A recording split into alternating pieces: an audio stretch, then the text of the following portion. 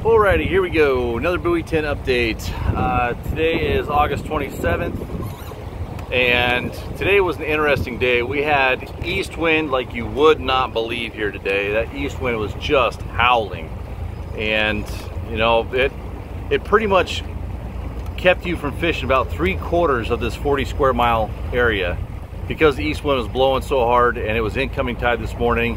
You really need to stay from about checkerboard west just to stay out of that really big heavy roller. As we got later on in the day, the east wind subsided a little bit, but it's still actually blowing even now here this afternoon, which is very, very surprising. So because of that, I decided to jump down to Buoy 10, and even though it's not one of the bigger tide sets yet where you usually get that big push co, I figured I'd at least give it a shot. And it fell flat on its face. It was actually not all that great. We saw maybe about a dozen nets. We got one wild fish, and that was it. The rip came through and just nothing else happened. So yeah, it was not all that impressive. So it might be another 2 or 3 days here yet before Buoy 10, the actual Buoy 10 line, starts fishing well.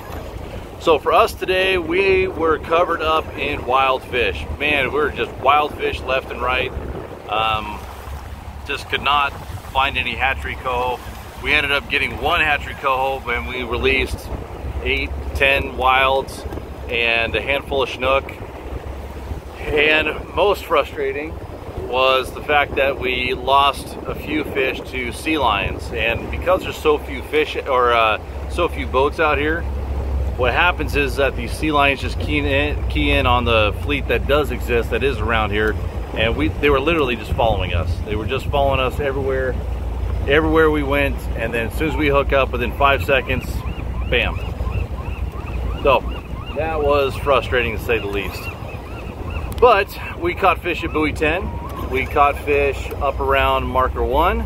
We caught fish back around marker 7. We caught fish near checkerboard. We caught fish up at Shipwreck today. And we caught fish up near Tug Point and the ship anchorage at the tankers today. So there's fish everywhere.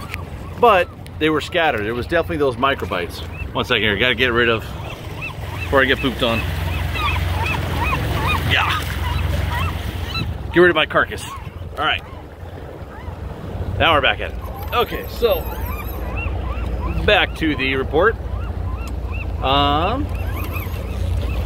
So again, fish were pretty much everywhere today, but they were definitely balled up. There would be like, you know, you'd hear a report where one boat would just absolutely slay them. They would, you know, get 5, 10, 15 grabs in a matter of a half hour and 30 minutes. And then just as quick as they were getting that bite, it's gone. And that's pretty indicative of these smaller tides, but it's kind of been the story all season long, just all these little tiny micro bites.